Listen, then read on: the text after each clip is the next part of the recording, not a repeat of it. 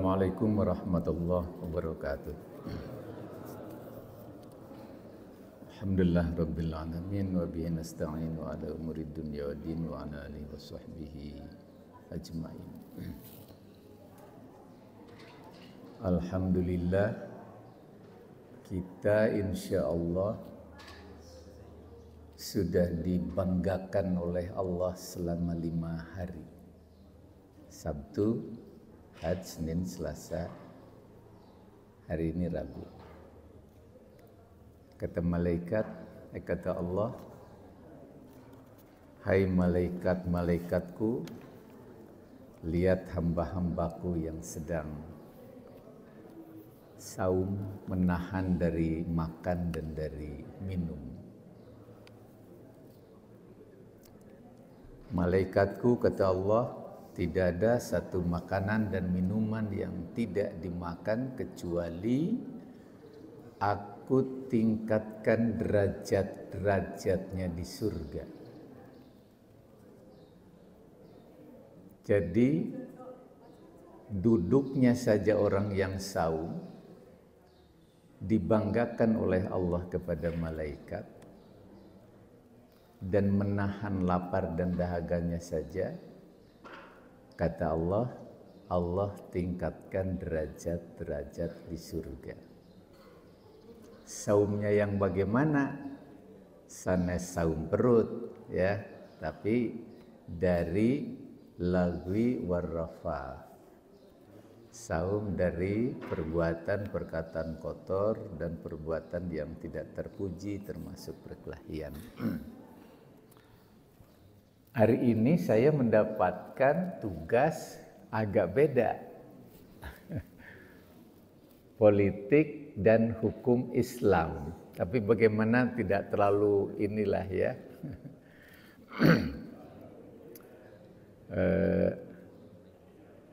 Berbeda antara politik Islam dengan politik umum.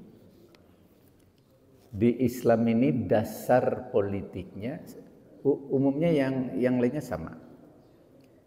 Dasarnya pastabiqul khairat kalau di Islam, berlomba dalam kebaikan. Politik ini alat dan proses pengelola kekuasaan. Intinya kalau dalam Islam adalah daya pengaruh. Kalau dalam politik umum intinya kekuatan. Kekuatan itu berisi ancaman, hukuman, dan kekerasan. Kalau di Islam, politik Islam dasarnya adalah kebaikan. Yang buruk sekalipun harus dibalas dengan baik. Idfa billati hiya ahsan, bukan dengan baik ya. Kita harus menentang orang, membantah orang, bukan dengan cara yang baik, tapi dengan cara yang paling baik. Nah itu di Islam. Kalau dalam politik umum itu berbeda. Ada ancaman, kekerasan, dan hukuman. Dalam politik Islam itu dasarnya akhlak mulia. Akhlak mulia ini dasar utamanya adalah iman, takwa, ikhlas. Kalau dalam politik umum dasarnya moral. Moral ini tidak mengenal dosa. Nilai terendah moral bukan dosa. Nilai terendah moral salah atau jahat. Tapi nilai terendah iman dosa. Karena itu ketika orang berpolitik umum, ya seolah dianggap biasa melanggar hukum yang melahirkan dosa. Kalau di dalam politik Islam tidak. Dosa itu ujungnya neraka. Kalau salah dan jahat ujungnya suka miskin. Itu bedanya. Jadi berbeda. Nah, karena itu kalau di dalam politik umum ini adalah pengelolaan kekuasaan untuk terpenuhinya kepentingan. Kalau di dalam Islam itu tumbuhnya kebersamaan. Jadi seperti kal jasadil wahid. Seperti satu tubuh. Di politik ya persatuan kesatuan. Di Islam kal jasadil wahid. Seperti satu tubuh. Kalau persatuan kesatuan kadang-kadang ada tersinggung.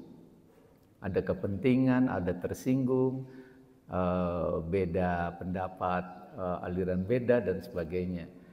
Kalau di Islam kal jasadil wahid tidak ada ketersinggungan. Tidak ada keterpaksaan.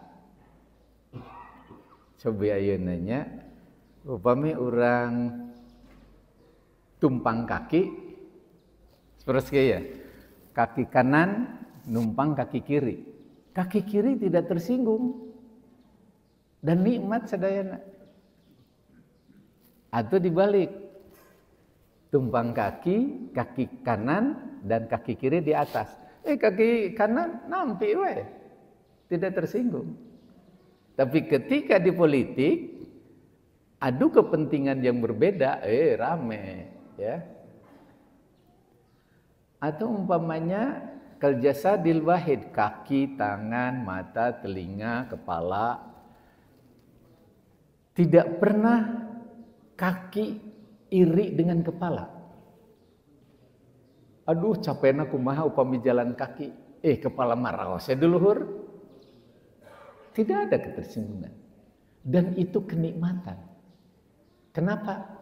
Karena ada kebutuhan real yang dibutuhkan bersama. Di dia rupina bentana sareng politik ya.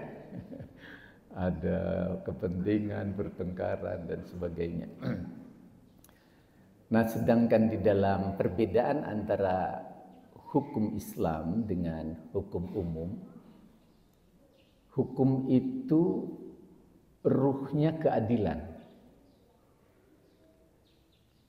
Hukum itu berisi tentang aturan hidup yang berisi perintah dan larangan, kebaikan keburukan, salah dan benar. Itu isinya. Di Islam sami keadilan. Tapi coba ibu dan bapak lihat, umpamanya ada kasus pidana. Ada delik aduan, ada delik biasa. Delik aduan itu kalau tidak diadukan tidak diproses. Seperti umpamanya pelecehan seksual yang macam. Kalau tidak diadukan ya tidak diproses. Kecuali delik umum itu langsung proses oleh pihak yang berwajib. Sekarang ada perempuan punten yang diperkosa. Gadis nama baiknya hilang sampai masa depannya hancur.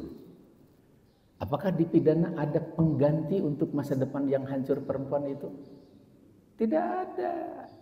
Yang ada hukuman bagi pelaku. Padahal ruhnya keadilan. Iya sanes adilat. Ini ada perbedaan, ya, ada perbedaan. Tapi punten itu tidak. Suka Pak Rudi itu saya jodoh. Karena entas ya politik sareng hukum belahnya. Nah, di dalam Islam banyak bagaimana mengadili yang adil seadil-adilnya tanpa kepentingan. Ini ada cerita bagus. Zaman Nabi Sulaiman. Dua orang ibu pergi, kalau di kita rupina ke kebun gitu ya, sana ke padang pasir. Dua-duanya bawa bayi. Bayi itu ketika kerja disimpan dua-duanya. Kemudian si ibu yang berdua ini bekerja. Tiba-tiba ada serigala memakan satu bayi. Bawa lari. Rame lah ribut. Kata si ibu yang satu, yang lebih tua, katanya, ini bayi kamu yang diambil sama serigala. Kata dia, enggak, ini bayi saya yang ada, katanya. Jadi dua-duanya memperebutkan bayi yang masih ada. Dia tidak mengaku yang diambil serigala adalah bayinya, tidak. Padahal sebenarnya bayi yang ada itu bayi dari anak ibu yang masih muda. Tapi kekeh yang tua itu ngaku. Akhirnya diadukanlah ke Nabi Daud. Kemudian si yang tua itu lebih pintar bicaranya. Sampai Nabi Daud percaya. Udah, berikan aja ke si ibu yang lebih tua bayi itu. Tapi kekeh yang ini karena memang benar ini anak si ibu yang lebih muda. Masih proses, akhirnya datanglah ke Nabi Sulaiman. Kemudian si ibu tua dan si ibu yang muda ini menyampaikan hal yang sama. Ini kekeh, ini kekeh. Kata Nabi Sulaiman, ambilkan pisau. Saya akan bagi dua bayi ini, akan diberikan ke ibu yang tua dan diberikan ke ibu yang muda. Sambil Nabi Sulaiman melihat mimik ibu yang dua itu. Mimik ibu yang tua biasa-biasa. Akan dibagi dua itu. Mimik ibu yang muda stresnya luar biasa. Sampai merangkak-rangkak. Katanya daripada dibelah dua, sudah kasihkan ke si ibu tua saja. Itu anaknya katanya. Tolong jangan disembelih katanya. Nabi Sulaiman paham. Yang punya anak ini adalah ibu yang muda ini. Yang takut anaknya disembelih. Sedangkan si ibu yang tua, mimiknya tidak berubah, biasa-biasa saja. Akhirnya udah diberikan kepada ibu yang muda. Inilah pola penghukuman yang bijak dan sesuai dengan fakta. Jadi bukan hanya ahli hukum, tapi psikolog juga dia. Gitu ya. Nah, bukan berarti Nabi Daud tidak memahami ini. Ini disampaikan juga di Al-Anbiya. Maka kami telah memberikan pengertian kepada Sulaiman tentang hukum yang lebih tepat. Dan kepada masing-masing mereka telah kami berikan hikmah dan ilmu. Dan telah kami tundukkan gunung-gunung dan burung-burung. Semua bertasbih kepada Daud. Jadi dua-duanya ini tidak salah. Memang ini bagaimana Allah memperlihatkan cara menghukum dengan baik itu. Gitu ya. Nah, kaitan dengan masalah hukum, prinsipnya tadi keadilan. Ya. Adil itu menempatkan sesuatu pada tempatnya secara proporsional dan fungsional. Jadi kalau tidak menempatkan sesuatu yang tidak adil. Menempatkan tempat masak itu di atas kompor itu adil. Tapi ketika ditempatkan di atas bupet itu tidak adil. Menempatkan orang profesional sebagai petugas inti itu adil. Tapi menempatkan orang yang tidak profesional itu tidak adil, gitu ya. Nah, adil itu menjaga hak dan menjaga hak-hak seseorang melalui aturan-aturan yang telah diberikan. Tapi ketika terpengaruh oleh kepentingan, maka keadilan tidak ada. Ketika keadilan, penegakan keadilan dipengaruhi oleh kemarahan, maka adil nggak ada. Karena itu dalam Islam, ketika memutuskan, satu, tidak boleh ada kepentingan. Yang kedua, tidak dalam keadaan marah. Karena itu ketika Ali bin Abi Thalib menghukumi seorang Yahudi, si terdakwa Yahudi itu marah sampai meludahi Ali bin Abi Thalib. Kemudian oleh Ali dihentikan sidang itu. Sahabat yang lain, kenapa katanya dihentikan? Bukankah dia sudah melampaui batas, meludahi? Kata Ali, justru karena itu. Kalau saya putuskan keadilan putusan saya tidak akan adil, kata Ali. Karena itu saya hentikan putusannya. Aduh, upami ayeuna ayan gitunya, ya Allah. Ayeuna mumpung sih awas ya, komo lain kelompok koalisi mah. Nah, di Islam bentennya tidak boleh mengadili ketika ada kepentingan. Tidak boleh mengadili ketika marah. Ya, kenapa? Putusannya tidak akan adil. Nah, nilai keadilan adalah surga. Banyak beberapa hadis yang menyebutkan tentang keadilan. Barang siapa yang ingin menduduki jabatan hakim di kalangan umat Islam hingga ia mendapatkannya dan keadilannya mengalahkan kezaliman, maka itu surga. Jadi ini simpulan dari beberapa hadis itu ya. Ketika disebut surga, biasa-biasa saja.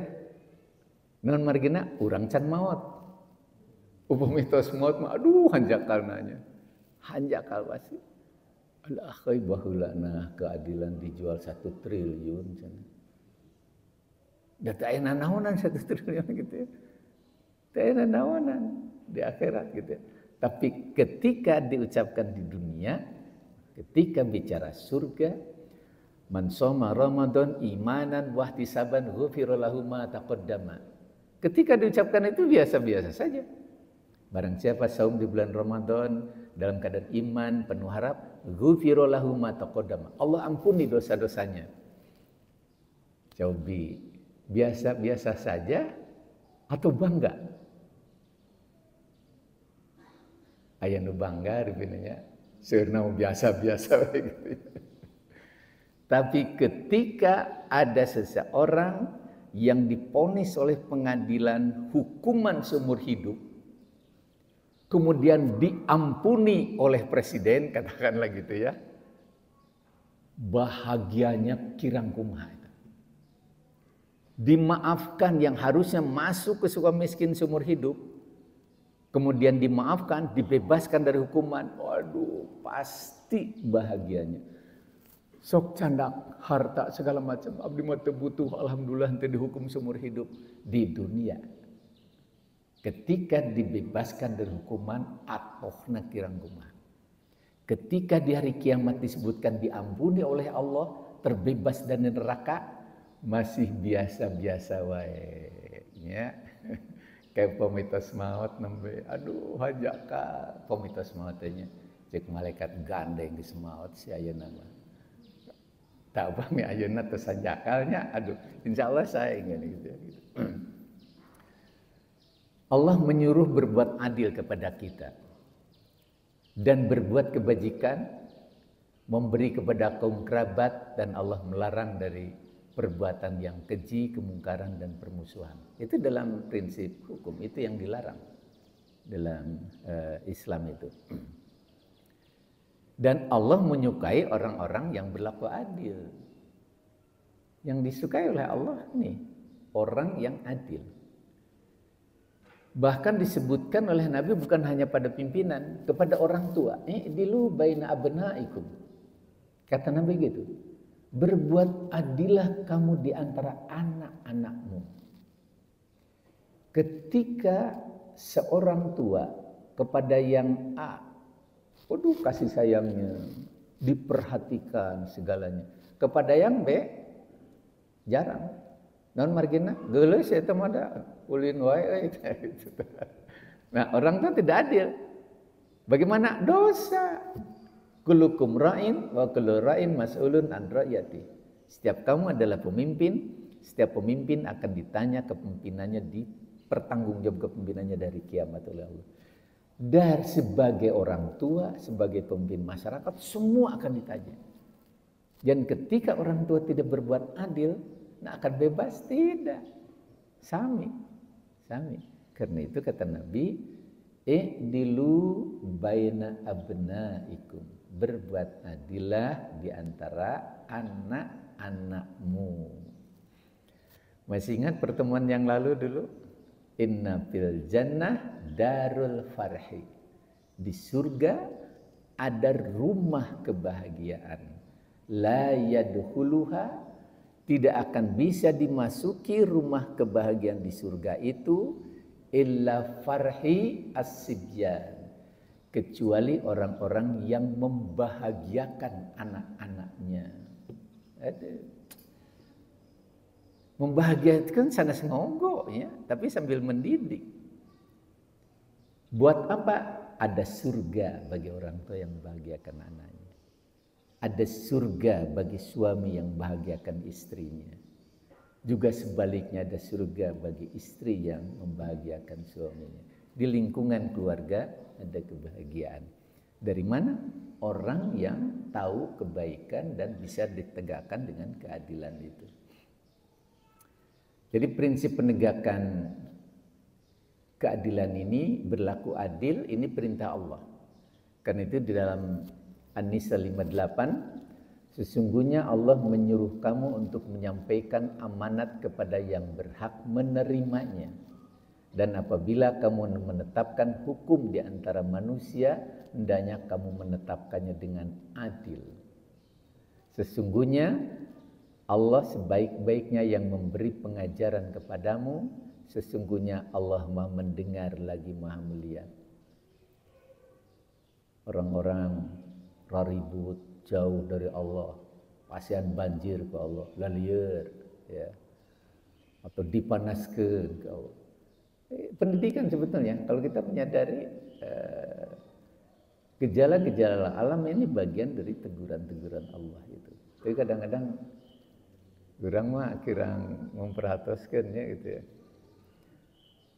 Kata seorang gubernur, ini 80% air kiriman. Nah, pernah ditaros airnya. Banjir kiriman gitu ya.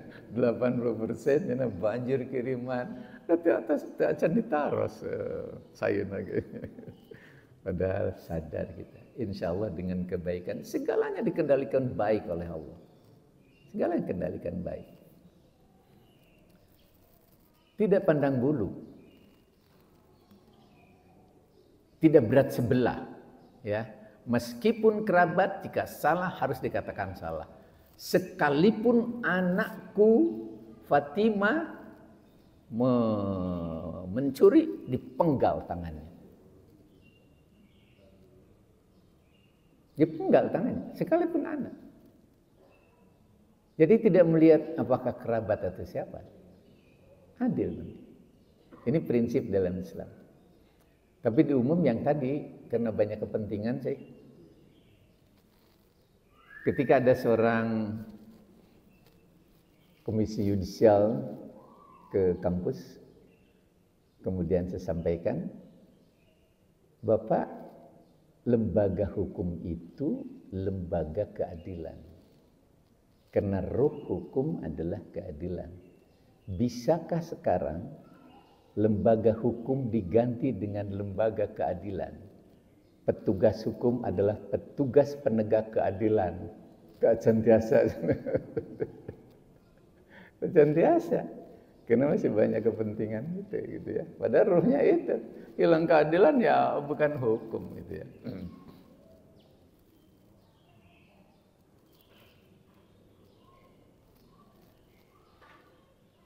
Ini yang tadi mengadili tanpa kebencian. Wahai orang-orang yang beriman, jadilah kamu para penegak keadilan karena Allah. Ketika menjadi saksi dengan adil. Dan janganlah kebencianmu terhadap satu kaum mendorong kamu untuk berlaku tidak adil. Berlaku adillah kata Allah. Karena adil itu lebih dekat dengan takwa. Dan bertakwalah kepada Allah, sesungguhnya Allah maha teliti terhadap apa yang kamu kerjakan. Nggak ada yang tidak terpantau oleh Allah, yang tidak adil dan sebagainya. Ada pertanyaan, gimana caranya? Kan miliaran jalmi. Ngukurna sandes jalmi nya. Ini kan ada satu titik, itu dari hasil penelitian, di hati ini ada satu titik yang kontak ke otak. Itu titik yang terkaitan dengan istilahnya ketuhanan, keyakinan, kepercayaan. Oh, itu barangkali kalau dalam istilah kita, apa itu, kalau pemantau itu, kan? Kan dipantau gitu disimpan, terekam semuanya. Terekam semuanya. Karena itu dimanapun kita berada, terpantau oleh Allah. Jantan sanes dicatat hiji-hijinya, terpantau oleh Allah. Dan lebih hebat itu pantauan Allah dan malaikat.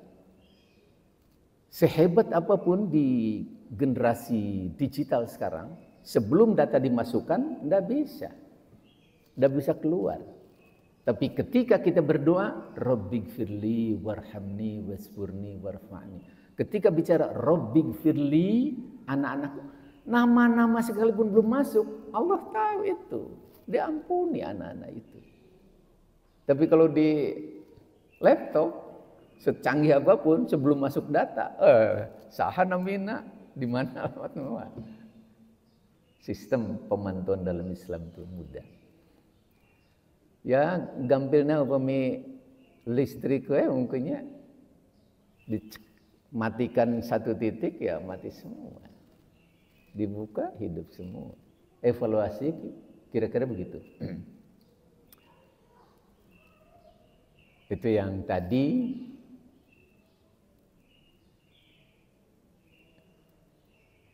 Nah, bagaimana pemimpin dengan akhlak mulia ini? Jadi inna min ahabikum illaya wa aqrabikum minni majlisan yaumal qiyamah ahasinakum akhlaqa. Hadis Tirmidzi. Sesungguhnya yang paling aku cintai di antara kalian dan paling dekat tempat duduknya denganku pada hari kiamat adalah mereka yang paling bagus akhlaknya di antara kalian. Jadi orang yang paling santun, paling ramah, paling akhlak baiknya dijamin oleh Nabi paling dekat di hari kiamat dengan Nabi. Dasar berbagai kehidupan termasuk politik, hukum dan sebagainya akhlak mulia.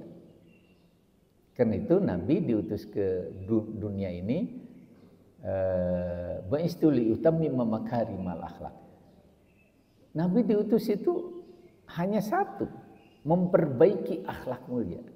Akhlak ketika sholat, akhlak ketika berhubungan dengan sesama, akhlak ketika bekerja, itu dasarnya akhlak.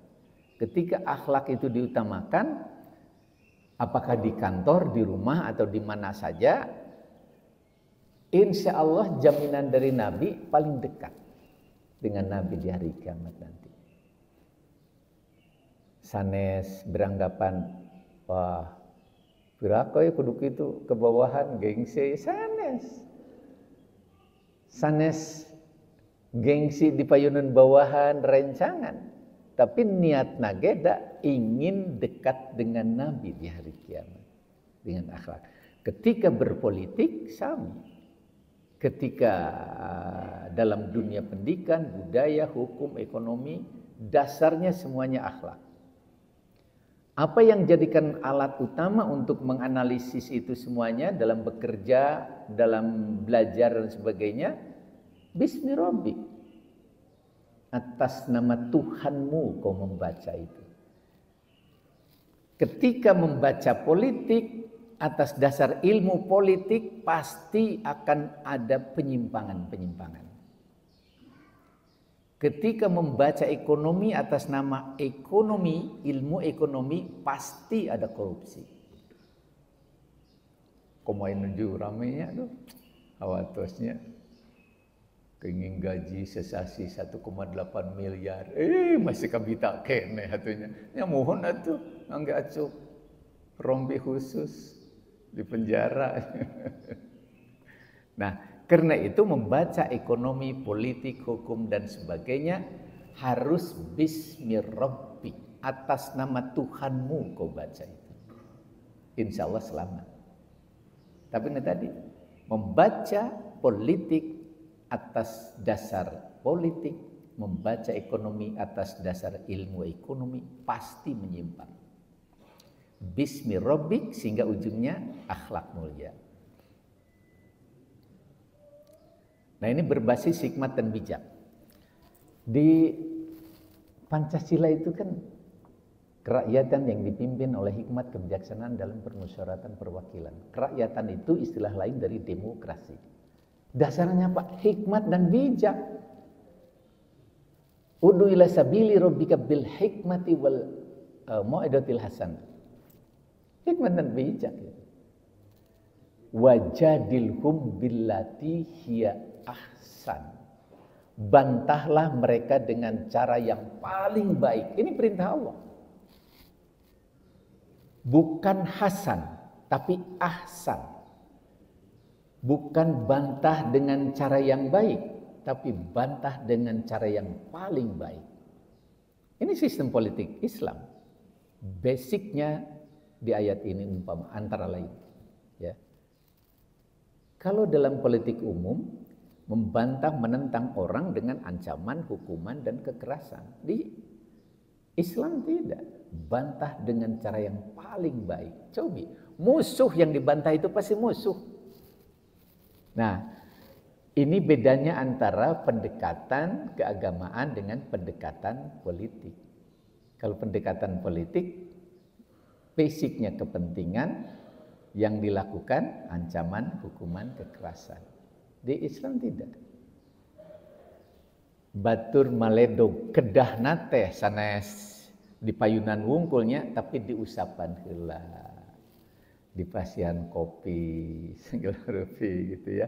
Cara yang paling baik. Nah, orang yang memusuhi itu akan turun kemarahannya ketika diperlakukan baik itu. Bukan hanya turun kemarahannya, tapi akan berubah musuh menjadi sahabat nantinya. Ini An-Nahl 125. Jadi prinsipnya wajadilhum billati hiya ahsan. Bantah siapapun, bantah bawahan, bantah musuh, bantah siapapun dengan cara yang paling baik. Itu sesah orang itu, sesah. Tapi hasilnya, waduh luar biasa ini, pasti bagus hasilnya. Ya. Jadi hikmat ini kebenaran yang datang dari Allah. Mau'izatil hasanah, kebenaran menurut pandangan manusia. Manusia yang benar, ya. Kirang kumaha eta? Sila kaopat saya nanya. Sanes dipimpin ku jalmi da? Dipimpin oleh hikmat, bijaksanaan dalam permusyawaratan perwakilan. Seseorang tidak dapat pekerjaan, anaknya banyak, kemudian diajak oleh temannya, ada pekerjaan nih katanya, lumayan. Kerjaan naon? Nyopet. Nah, kalau tidak nyopet, anak saya tidak bisa makan. Bijak itu, bijak. Tapi tidak mengandung hikmat. Allah melarang. Nah, kedahna kieu tah demokrasi Pancasila tanya. Apalagi di dalam konstitusi pasal 29 ayat 1, negara berdasar atas ketuhanan yang Maha Esa. Bukan berdasar atas hak asasi manusia. Coba tinggali. Ya, berdasar atas ketuhanan yang Maha Esa. Karena itu program-program pembangunan tidak boleh melanggar prinsip ketuhanan yang Maha Esa. Kedana gitu ya. Ramadan tadi tanya, repot. Nah, bagaimana kekuasaan di dalam pandangan Islam? Basicnya kecintaan. Kuasai dengan kecintaan. Karena itu pemimpin yang baik adalah pemimpin yang mencintai bawahannya dan bawahan mencintai pemimpinnya. Pemimpin yang selalu mendoakan bawahannya dan bawahannya yang selalu mendoakan pemimpinnya. Saling mencintai, saling mendoakan. Hadis Muslim. Ini yang sukses. Ini yang sedang saya kembangkan di kaitan strategi kebaikan. Karena saya sudah menjauh dari reward and punishment ya. Karena reward and punishment itu hanya melahirkan karakter palsu dan menghilangkan nilai keikhlasan. Reward and punishment hanya melahirkan penyakit mitomania, kebohongan kronis. Maka diganti dengan strategi kebaikan, kaitan strategi, dasarnya ini. Bagaimana menguasai? Kuncinya saling mencintai, saling mengerti, saling percaya. Inilah yang disebut pemimpin yang baik, kata Nabi, gitu ya. Tapi ya untuk saling mencintainya agak berat. Kalau kepentingannya berbeda agak sulit. Karena itu Islam bukan kepentingan, tapi Islam kebutuhan.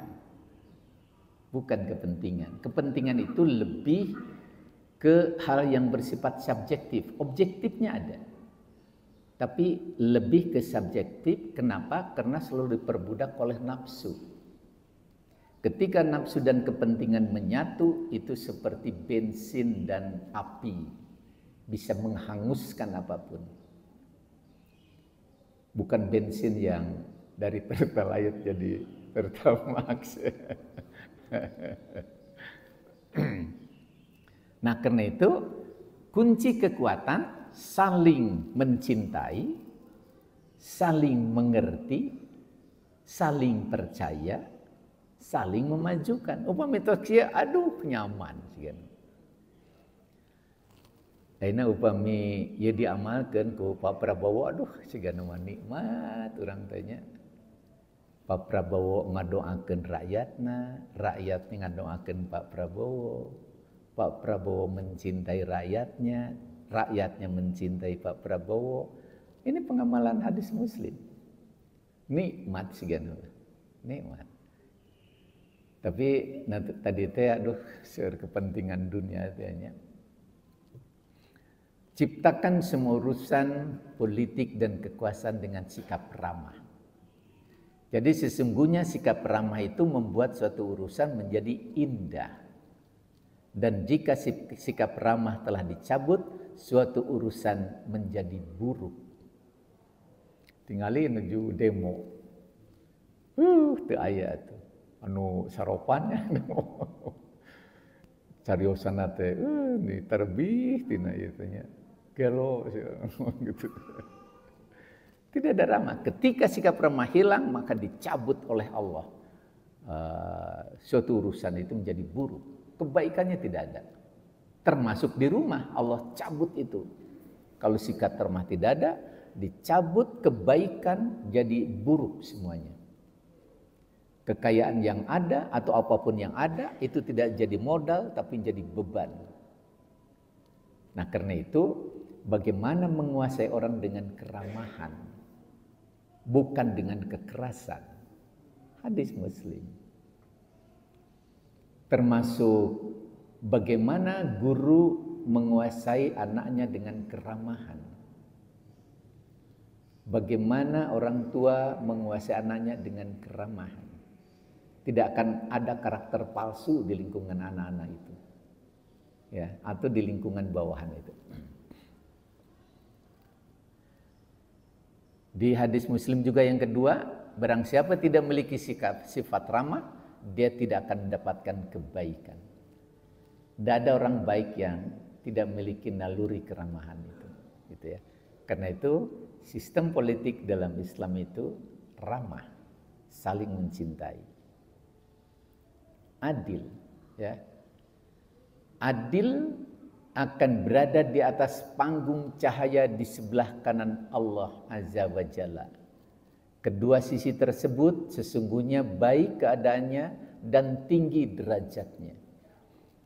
Yaitu orang-orang yang berlaku adil dalam hukum, adil terhadap keluarga, dan adil dalam melaksanakan tugas yang dikuasakan kepadanya. Hadis riwayat Muslim. Saya katakan tadi, ketika bicara adil dianggap kewajiban. Tapi bagi orang Islam, Adil itu bukan sekedar kewajiban, tapi kebutuhan bagi mereka yang paham akhirat. Tapi mereka yang tidak paham akhirat, ini hanya sekedar beban saja, ya. Nah, tapi kalau kita sudah yakin, adil itu surga. Tidak ada perlindungan di hari kiamat kecuali perlindungan Allah. Tidak ada yang tidak panik menghadapi kiamat. Panik semuanya. Jangankan kiamat, gempa saja yang besar, panik kita. Kau mau menuju di lantai 10 di umpamanya di hotel, sampai 10 gempa, atuh stresna. Mual ayah, lift ditutup, gitu ya. Udah turun, ya goyang-goyang teras. Nah, kiamat apalagi? Semua stres. Tapi di samping orang-orang yang stres, yang panik, Allah lindungi hamba-hambanya. Siapa? Pemimpin-pemimpin yang adil. Orang-orang yang adil dilindungi. Setelah dilindungi, dakhalal jannah, dimasukkan ke surga. Nah ini sekali lagi, siapa yang bisa ini bagi orang yang paham akhirat. Karena itu keadilan, sekali lagi bukan sekedar kewajiban, tapi keadilan adalah kebutuhan. Kebutuhan bagi siapa? Bagi orang yang paham rahasia akhirat. Nah, dalam menguasai orang juga harus merendahkan diri. Wahfid janahaka liman ittaba'a minal mu'minin, taba'aka minal mu'minin. Rendahkanlah dirimu terhadap orang-orang yang mengikutimu, ya, yaitu orang-orang yang beriman. Ini perintah Allah, rendahkan dirimu. Kepada siapa merendahkan dirimu? Kepada orang yang mengikuti. Yang mengikuti itu orang yang kita pimpin, bawahan. Urang mah hoyong, nu dipimpin teh hoyong diagung-agung. Merendahkan diri itu, kira aku gengsi, merendahkan diri. Perintah Allah. Guru harus merendahkan diri di hadapan siswa. Pemimpin harus merendahkan diri di hadapan orang-orang yang dipimpinnya. Ini perintah Allah. Nah, ketika merendahkan diri, anak-anak atau bawahan atau siapapun akan menjadikan kita bagian dari jiwanya. Ketika kita dijadikan bagian dari jiwanya, apapun yang kita inginkan dipenuhi. Gitu. Kemudian dalam Asy-Syura, fa in asauka faqul inni bari'um mimma ta'malun. Jika mereka mendurhakaimu, maka katakanlah sesungguhnya aku tidak bertanggung jawab terhadap apa yang kamu kerjakan. Katakan. Nah, harus gini. Tetap ini. Ngalawan, Bapak tanggung jawab. Suami ke istri, ibu di hari kiamat suami bertanggung jawab. Ulah kieu. Bapak zaman kiawari mati gitu. Guys, sabodo. Nah, gitu bahasanya ya. Sabodo tidak tanggung jawab. Hilang tanggung jawab suami. Hilang. Beban pada istri. Hilang tanggung jawab guru. Hilang tanggung jawab pemimpin. Menguasai dengan sikap menyayangi. Ini yang dulu pernah sampaikan. Kalau tadi kuasai dengan ketegasan dalam konsep politik umum itu. Kuasai dengan tegas. Ini kuasai dengan sikap menyayangi. Ya Anas, waqral kabir, warhamis sagir, turfikni bil jannah. Hai Anas, hormati yang lebih tua dan sayangi yang lebih muda, maka kau akan menemaniku di surga. Subhanallah, ya. Bawahan menghormati atasan karena Allah, dan atasan menghormati menyayangi bawahan karena Allah. Turfikni fil jannah, kau akan menemaniku di surga. Suami menyayangi istrinya dan istrinya menghormati suaminya, maka kata Nabi, turfikni fil jannah, kau akan menemaniku di surga. Janten sanes hoyong disebat bager ya sanes. Urang mah hoyong menemani Nabi di surga. Aduh Bapak pemimpin baik ya. Hoyong disanjung, dihormati, sanes. Jadi niatnya jangan ingin disebut orang soleh, jangan ingin disebut orang baik, tapi niati ingin menemani Nabi di surga. Ketika kita menyayangi orang dan ketika kita menghormati orang itu. Ini luar biasa hasilnya, coba praktekkan. Ini proses menguasai tanpa merasa dikuasai. Ya, luar biasa ini. Kekuasaan yang menciptakan kegembiraan dan kebahagiaan. Ini yang tadi. Inna habal a'mal ilallah ba'dal faraid iddakhala surur alal muslim. Sesungguhnya amal yang paling disukai Allah setelah melaksanakan berbagai hal yang wajib adalah menggembirakan muslim yang lain. Aduh, Islamnya kirang kumaha tuh. Menggembirakan itu amal yang paling disenangi oleh Allah. Tapi bukan menggembirakan melampaui batas, ya. Di rumah, di kantor, di sekolah, ketika digembirakan orang-orang itu nyaman semuanya, dan itu bukan sekedar nyaman. Damal nawai orang teh disukai oleh Allah, disenangi oleh Allah. Coba orang menyenangi seorang. Bager itu. Ketika Allah menyenangi hambanya, segalanya yang diminta diberikan oleh Allah. Dikabulkan permintaan. Gitu.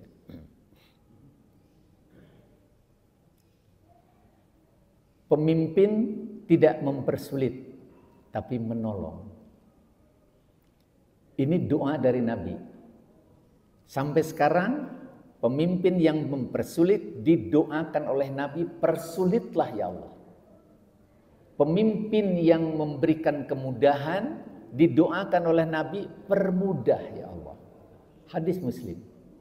Wahai Allah, siapa yang menjabat suatu jabatan dalam pemerintahan umatku, lalu dia mempersulit urusan mereka, maka persulit pulalah dia. Dan siapa yang menjabat suatu jabatan dalam pemerintahan umatku, lalu dia berusaha menolong mereka, maka tolong pulalah mereka. Ini doa Nabi.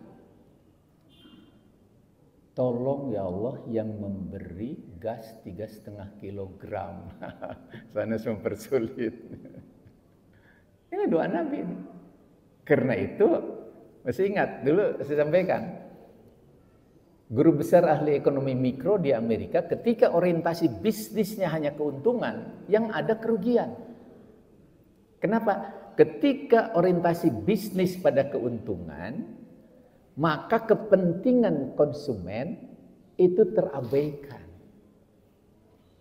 Akibatnya pada saat pebisnis orientasi pada keuntungan yang diperoleh kerugian. Karena konsumen banyak yang lari. Akhirnya dia mengubah orientasi bisnis pada kebaikan. Yang diperoleh keuntungan. Sampai dia hitung. Saya keluarkan $1, saya dapat keuntungan $1,6. Dia tidak tahu Islam, tapi dia mengerti bagaimana kehidupan sosial, gitu ya. Di Islam begini, gitu ya.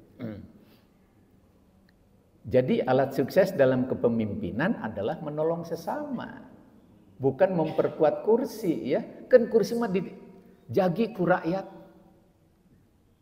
Dijagi. Tapi ketika dia hanya fokus pada kursi, maka dibaledogan tak baturnya. Kursi na ical gitu. Nah ini barang siapa yang kami angkat di antara kamu memangku suatu jabatan, lalu disembunyikannya terhadap kami sebuah jarum atau lebih kecil dari itu, maka perbuatannya itu adalah penggelapan, ghulul. Dia akan datang pada hari kiamat membawa barang yang digelapkannya itu. Ya Allah. Kita ningali di TV sabera berangkas artosnya batik senatina minyak. Ya Allah, itu dicanda. Dikembalikan pada yang punya. Di dunia menggambil milariana. Kamu ayah nanti namanya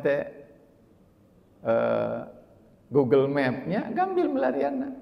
Jelas RT RW na. Di akhirat mati ayah RT RW ngembalikan ke saya. Digendir ku Allah ta neraka itu. Pemimpin yang membohongi umatnya. Hadis Bukhari Muslim. Setiap penguasa yang diberi wewenang oleh Allah untuk mengayomi rakyat, lalu mati dalam keadaan sedang membohongi rakyatnya, kecuali Allah mengharamkan baginya surga. Haramallahu alaihil jannah. Allah haramkan surga baginya. Bagi siapa? Bagi pemimpin ketika meninggal dunia dalam keadaan sedang membohongi rakyatnya. Membohongi orang yang dipimpinnya. Apakah suami pemimpin? Suami pemimpin. Ketika membohongi istrinya meninggal, haramallahu alaihil jannah. Karena itu kata Allah, ittaqullaha haqqa tuqatih wa la tamutunna illa wa antum muslimun. Jangan mati kecuali kau dalam keadaan Islam, dalam keadaan berserah diri. Jangan mati ketika ada orang dibohongi. Jangan mati ketika ada tetangga disakiti. Jangan mati ketika istri tersakiti. Jangan mati ketika suami tersakiti. Itu pesan penting dari Allah, gitu ya. Sianlah jantan pemimpinnya. Nah, ini bagaimana kita menghadapi kondisi sekarang? Dalam hadis Muslim juga, sepeninggalku nanti akan ada pembesar-pembesar negara yang mementingkan diri sendiri dan bertindak dengan tindakan yang tidak kamu sukai mengenai kekayaan negara. Tanya sahabat, bagaimana petunjuk Rasul kepada kami bila bersua dengan pembesar-pembesar seperti itu? Kata Nabi, penuhi kewajibanmu dan mohonlah hakmu kepada Allah. Subhanallah. Bijakna Islam itu. Pak, ini gaji harusnya sekarang 4 juta. Kenapa hanya 3 juta? Bagaimana kalau umpamanya minta nasihat pada Nabi? Kata Nabi, penuhi kewajibanmu, minta hakmu kepada Allah. Yang 1 juta yang tidak diberikan oleh pimpinan, diminta kepada Allah, Allah lipat gandakan 700 kali lipat, itu bekal di akhirat nanti. Ya Allah, saya didolimi karena harusnya dapat A, tapi tidak dapat. Penuhi kewajibanmu, minta hakmu pada Allah. Jadi ketika diperlakukan tidak adil, langsung berdoa, ya Allah, hak saya sebesar ini tidak diberikan oleh pimpinan saya, mintalah ganti sebagai apa itu? Sebagai pahala untuk memperoleh kebaikan di surga. Itu Allah berikan sisanya. Karena itu seorang muslim itu tidak usah stres. Diganti sadayang ku Allah kali 700. Anu 3 juta kali 1. Ketika diamalkan yang 3 juta boleh jadi kali 700. Tapi yang 1 juta yang tidak diberikan oleh atasannya kali 700, dan itu pahala akhirat nanti. Ini barangkali ada beberapa 2-3 lagi terakhir. Ini surat Amirul Mukminin dari Ubadah bin Jarrah. Engkau menanggung urusan umat, di depanmu ada kawan dan lawan, ada yang mulia dan yang papa, yang kuat dan yang lemah. Semua berhak mendapatkan pengayoman dan keadilan darimu. Kami mengingatkan, ini bawahan kepada presiden nih, kepada Amirul Mukminin Umar bin Khattab. Kami mengingatkan kepadamu, kata Ubadah, akan suatu hari di mana semua rahasia manusia ditampakkan dan wajah-wajah tunduk di hadapan Yang Maha Kuasa. Ya Allah, diingatkan. Masih nasihat ke raja. Amirul Mukminin Umar bin Khattab. Kemudian surat dari Umar bin Khattab diberikan pada Musa al-Asy'ari. Wahai hamba Allah, janganlah bersikap seperti hewan yang melewati sebuah lembah yang subur. Dia tidak mempunyai cita-cita kecuali menggemukkan badannya. Padahal kematiannya terletak pada kegemukannya. Atas digaji seberapa miliar, kematiannya terletak pada kegemukannya. Ayeuna lebet ke penjara. Saya ini nasihat ya dari Umar bin Khattab. Ketahuilah bahwa seorang pemimpin bertanggung jawab di hadapan Allah. Jika ia sesat, maka rakyat pun akan sesat.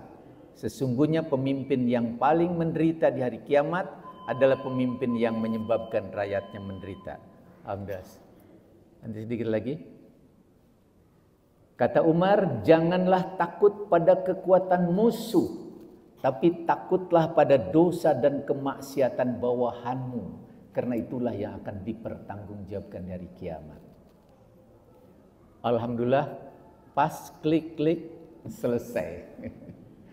Terima kasih. Assalamualaikum warahmatullahi wabarakatuh. Bila ya, maka badai memanfaatkan watos supaya ikhlas ngantosana. Kalau ada yang diskusi, daya biasa.